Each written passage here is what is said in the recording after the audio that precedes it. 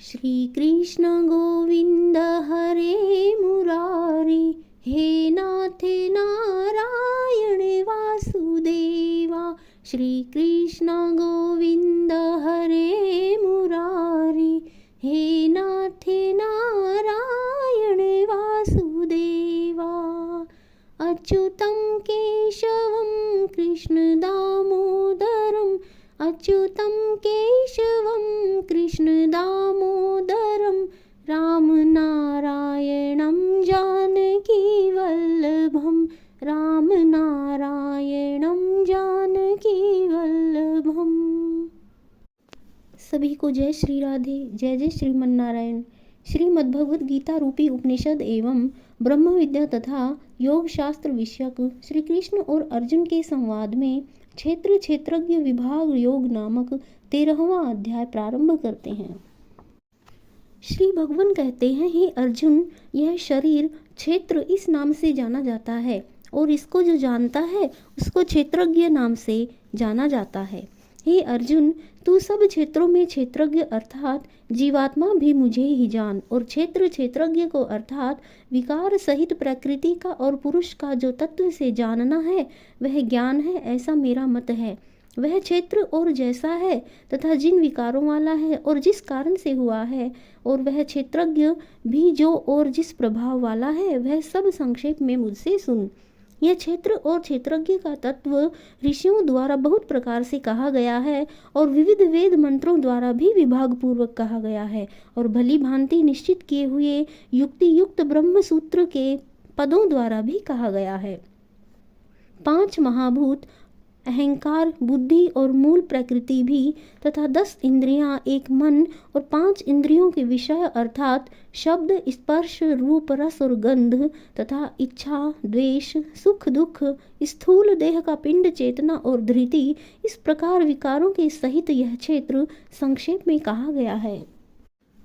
श्रेष्ठता के अभिमान का अभाव, दंभ आचरण का अभाव, किसी भी प्राणी को किसी प्रकार भी न सताना, क्षमा भाव, मन वाणी आदि की सरलता, श्रद्धा भक्ति सहित गुरु की सेवा, बाहर भीतर की शुद्धि, अंतःकरण की स्थिरता और मन इंद्रियों सहित शरीर का निग्रह, इस लोक और परलोक के संपूर्ण भोगों में आसक्ति का अभाव और अहंकार का भी अभाव, जन्म मृत्यु जरा और रोग आदि में दुख और दोषों का बार बार विचार करना, पुत्र स्त्री घर और धन आदि में आसक्ति का अभाव, ममता का न होना तथा प्रिय और अप्रिय की प्राप्ति में सदा ही चित्त का सम रहना, मुझ परमेश्वर में अनन्य योग के द्वारा व्यभिचारिणी भक्ति तथा एकांत और शुद्ध देश में रहने का स्वभाव, और विषयासक्त मनुष्यों के समुदाय में प्रेम का न होना, अध्यात्म ज्ञान में नित्य स्थिति और तत्व ज्ञान के अर्थ रूप परमात्मा को ही देखना, ये सब ज्ञान है, और जो इससे विपरीत है वह अज्ञान है, ऐसा कहा गया है। जो जानने योग्य है तथा जिसको जानकर मनुष्य परम आनंद को प्राप्त होता है, उसको भली भांति कहूँगा। वह अनादि वाला परम ब्रह्म न सत ही कहा जाता है न असत ही कहा जाता है। वह सब और हाथ पैर वाला, सब और नेत्र सिर और मुख वाला, सब और कान वाला है, क्योंकि वह संसार में सबको व्याप्त करके स्थित है। वह संपूर्ण इंद्रियों के विषयों को जानने वाला है, परंतु वास्तव में सब इंद्रियों से रहित और आसक्ति रहित होने पर भी सबका धारण पोषण करने वाला और निर्गुण होने पर भी गुणों को भोगने वाला है। वह चराचर सब भूतों के बाहर भीतर परिपूर्ण है और चर अचर रूप भी वही है, और वह सूक्ष्म होने से अविज्ञेय है तथा अति समीप में और दूर में भी स्थित वही है।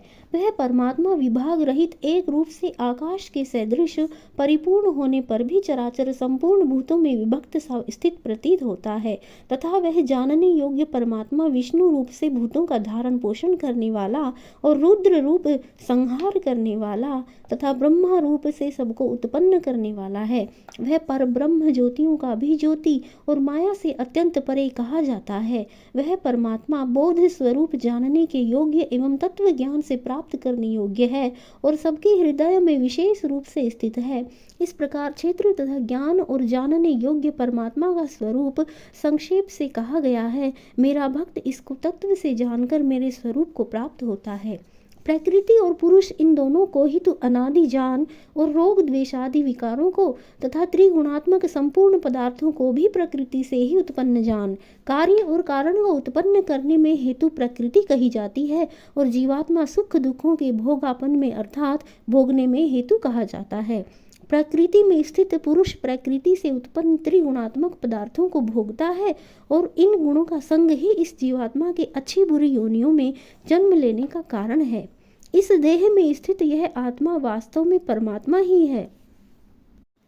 वही साक्षी होने से उपद्रष्टा और यथार्थ सम्मति देने वाला होने से अनुमंता, सबका धारण पोषण करने वाला होने से भर्ता, जीव रूप से भोक्ता, ब्रह्मा आदि का भी स्वामी होने से महेश्वर और शुद्ध सच्चिदानंदन होने से परमात्मा ऐसा कहा गया है। इस प्रकार पुरुष और गुणों के सहित प्रकृति को जो मनुष्य तत्व से जानता है वह सब प्रकार से कर्तव्य कर्म करता हुआ भी फिर नहीं जन्मता। उस परमात्मा को कितने ही मनुष्य तो शुद्ध हुई सूक्ष्म बुद्धि के ध्यान के द्वारा हृदय में देखते हैं, अन्य कितने ही ज्ञान योग के द्वारा और दूसरे कितने ही कर्म योग के द्वारा देखते हैं अर्थात प्राप्त करते हैं।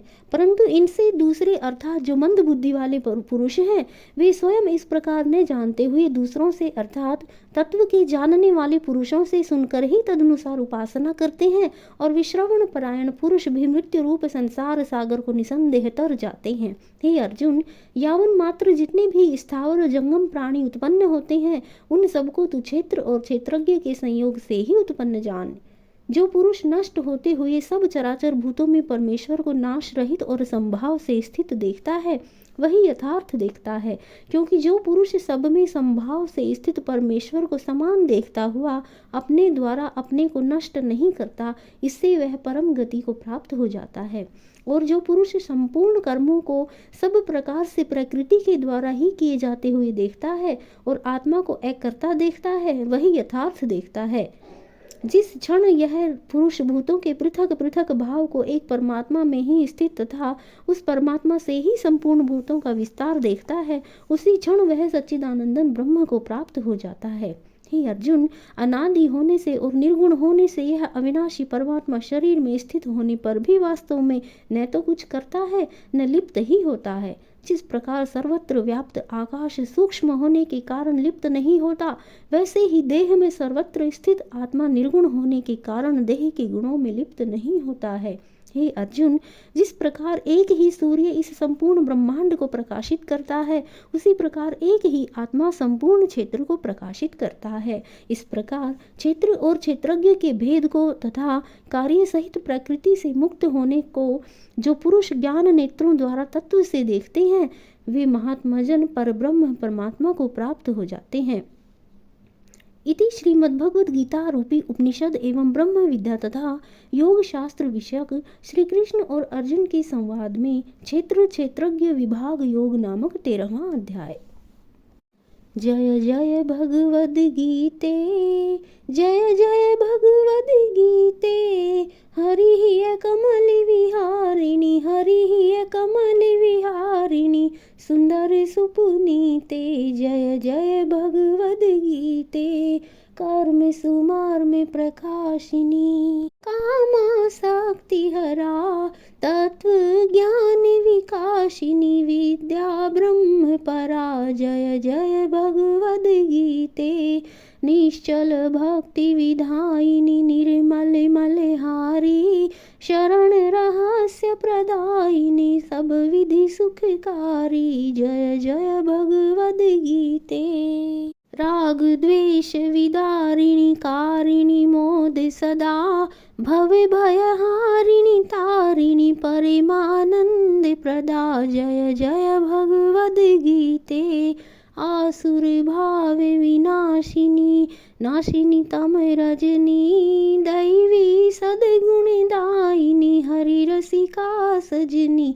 जय जय भगवद गीते, समता त्याग सिखावनी, हरि मुख की बानी, सकल शास्त्र की स्वामिनी, श्रुतियों की रानी। जय जय भगवद गीते, दया सुधा बरसावनी, मातु कृपा कीजे, हरि पद प्रेम दान कर, हरि पद प्रेम दान कर, अपनों कर लीजिए। जय जय भगवद गीते, जय भगवद गीते, जय जय भगवद गीते।